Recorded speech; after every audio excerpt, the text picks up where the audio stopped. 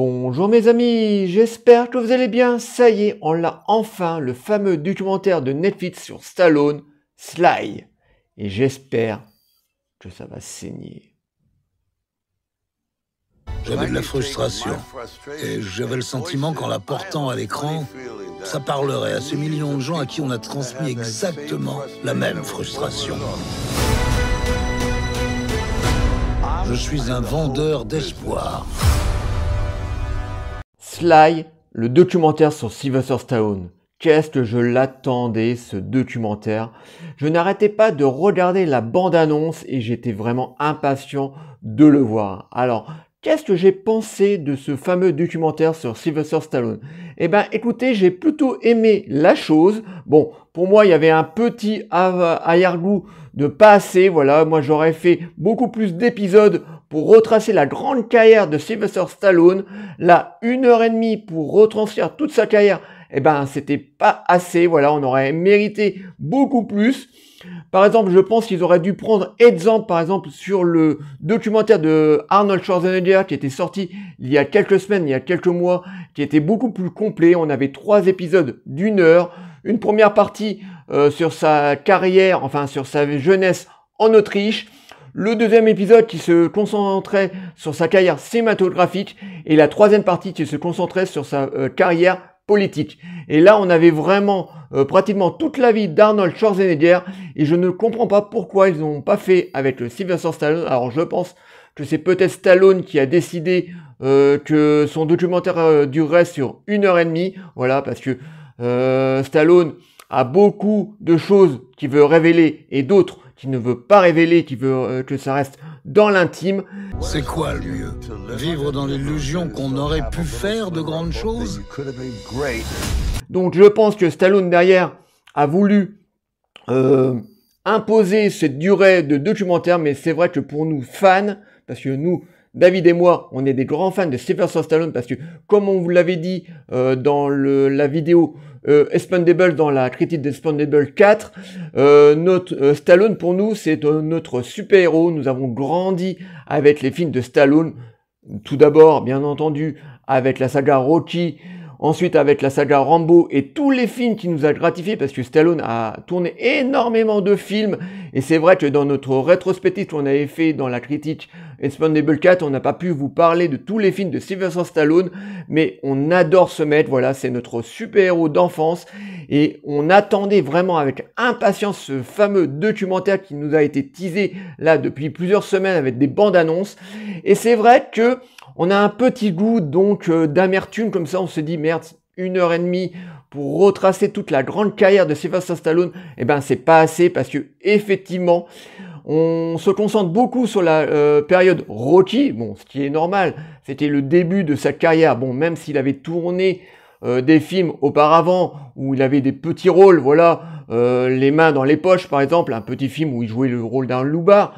Bon, qu'on se concentre beaucoup sur la période de Rocky, c'était tout à fait normal. Mais nous n'avons pas appris grand-chose parce que avec les années, avec toutes les docus qui ont été faits sur la saga Rocky, bah on connaît pratiquement tout. Voilà, la difficulté qu'avait Stallone pour écrire son scénario, la difficulté qu'il a eu pour le vendre auprès de plusieurs studios qui ne le voulaient pas. Même au début, ils ont fini par l'acheter pour pratiquement rien du tout. Voilà, pour quelques dollars pratiquement. Et ils voulaient même que Stallone ne joue pas dans le film. Lui, il a bataillé pour avoir le rôle principal. Donc, on savait tout ça. On savait la difficulté qu'avait eu Stallone pour monter son film Rocky. Qui c'est Sylvester Stallone? À la fois un artiste, un écrivain, un poète, un interprète? Comment c'est possible? Ensuite, on va parler un petit peu de son personnage, de son deuxième personnage du moins mythique, Rambo, voilà, qu'on parle assez rapidement. Bon, à un moment, on voit Stallone qui parle que les producteurs voulaient faire mourir Rambo dans le premier film. Stallone avait refusé parce qu'il ne voulait pas être l'instigateur de la suicide de la plupart des anciens combattants de l'ère du Vietnam. D'ailleurs, il avait une idée de génie de faire survivre Rambo dans le premier film, parce qu'on a eu droit, par exemple, à la saga juste après. Et Stallone, pendant tout le long du documentaire, nous dit qu'en fait, il a basé sa carrière sur ces deux personnages mythiques. Donc, Rocky, qui est plutôt la partie claire de son caractère, et Rambo qui est plutôt sur la partie sombre de son caractère. Donc, personne ne le castait, parce que personne ne le considérait comme un vrai acteur. on sent que Sylvester Stallone adore ces deux personnages, voilà, qu'il a fondé toute sa carrière sur ces deux personnages, et c'est assez attendrissant quand il parle de ces deux personnages qu'il adore, voilà, qu'il ne fera jamais mourir, parce que même si Stallone ne le dit pas clairement dans le documentaire, il ne fera jamais mourir Rocky ni Rambo, voilà, c'est des personnages qu'il adore. Bon, tout ça, on le savait plus ou moins, hein, surtout dans la partie Rocky, où on savait tous les anecdotes sur la saga, mais aussi on a eu des bons moments bien touchants, voilà, où Stallone se délivre vraiment énormément. Moi, une paire de fois, j'étais très touché par Sylvester Stallone, par exemple, à un moment, il parle de sa relation difficile qu'il avait avec son père, qui était un père tortionnaire, voilà, qui lui tapait dessus, donc il a eu une jeunesse très compliquée avec son père, aussi sa mère, mais bon, on en parle beaucoup moins de sa mère, je pense qu'il a beaucoup plus d'amour pour sa mère qu'il avait pour son père. C'est du génie. Ce n'est pas du hasard. C'est là qu'a eu lieu la première de Rocky. On parle aussi de son amour qu'il avait pour les chevaux et le polo, voilà, surtout pour faire plaisir à son père. Donc toutes ces parties avec où il revient sur sa famille est vraiment très intéressante. À un moment, on a un petit passage, mais très rapide. J'aurais aimé qu'il en parle un peu plus profondément de la mort de son fils Sage Stallone, qui est mort en 2012, je crois, si je dis pas de bêtises.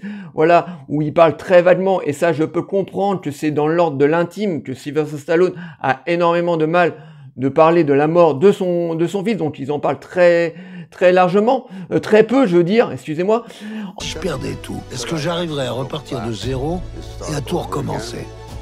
Pas sans ma famille. Ensuite, après, le problème, c'est que il parle très rapidement, mais vraiment, c'est vraiment survolé de la plupart des films qu'il a pu faire. Voilà, Over the Top par exemple, ou des films comme L'Espère, ou Assassin, ou même Judge Dredd. Ça aurait été marrant qu'il parle de Judge Dredd, qui était un de ses films les plus décriés, qui est devenu culte avec les années. Maintenant, je sais qu'il y a beaucoup de femmes qui aiment bien le film Judge Dredd, mais tous ces films, il les a passés à la trappe.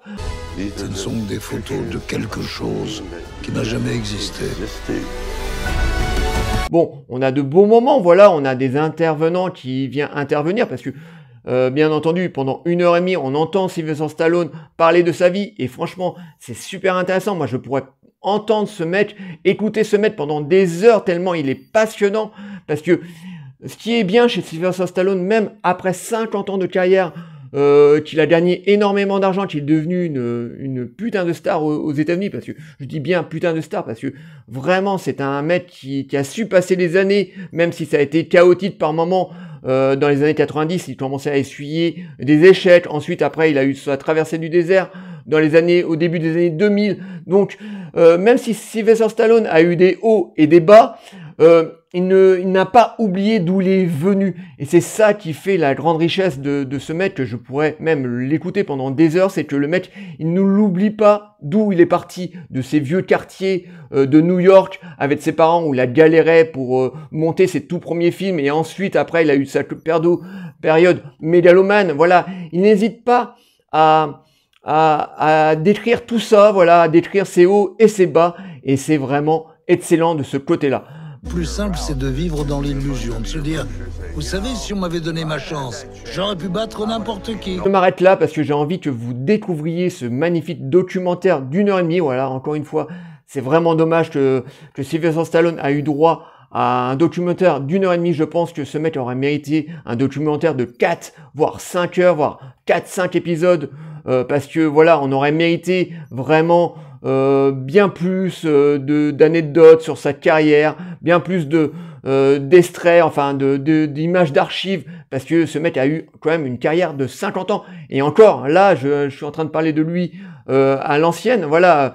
Mais il a encore sa carrière qui est là encore. Je pense qu'il va travailler sur une saison 2 de Tulsa King, et il est en train de tourner la suite de Cliffhanger. Bon, ça, je suis un peu moins fan parce que je sais pas trop ce qu'il va faire dans ce film. Mais bon, Sylvester Stallone n'a pas fini sa carrière. Et franchement, ce documentaire est vraiment très réjouissant. Bon, on a un petit goût de pas assez, vraiment pas assez. 1h30, encore une fois, je me répète parce que je suis un vieux, mais 1h30 pour retranscrire la grande carrière de Sylvester Stallone, c'était pas assez. On a des moments vraiment très touchants. Moi, une paire de fois, il m'a vraiment très ému parce que il n'hésite pas à se dévoiler et ça, c'est vraiment quelque chose d'excellent. Donc, je ne peux que vous conseiller cet excellent documentaire qui vient tout juste d'arriver sur Netflix, là, donc Sly, Stallone par Stallone, donc un excellent documentaire avec des images d'archives de ses parents, de son frère Frank, de son meilleur ami, scénariste. On voit beaucoup d'archives de ses parents, de certains de ses films, bien entendu de Rambo et de Rocky, donc c'est un documentaire qu'il faut absolument voir. Vous n'êtes même pas obligé d'être un ultra fan de Sylvester Stallone pour apprécier ce documentaire parce que le mec il se dévoile vraiment bien. Bon, par moments on sent que vraiment il a des moments, il a des côtés intimes qu'il ne veut pas dévoiler, hein. Le moment avec le passage où il parle très rapidement de la mort de son fils Sage qui est mort en 2012. On sent qu'il n'a pas envie d'en parler, donc il en parle vraiment très peu, mais il se dévoile énormément, et pour tout fan de Sylvester Stallone, ce documentaire est vraiment à regarder d'urgence. Voilà, j'espère que cette vidéo sur le documentaire Sly vous aura plu. Likez, délikez, abonnez-vous. N'hésitez pas surtout à m'envoyer des messages sur la grande carrière de Sylvester Stallone qui est mon héros d'enfance. Et je vous dis encore une fois, le jour où il va mourir, je vais être vraiment très mal.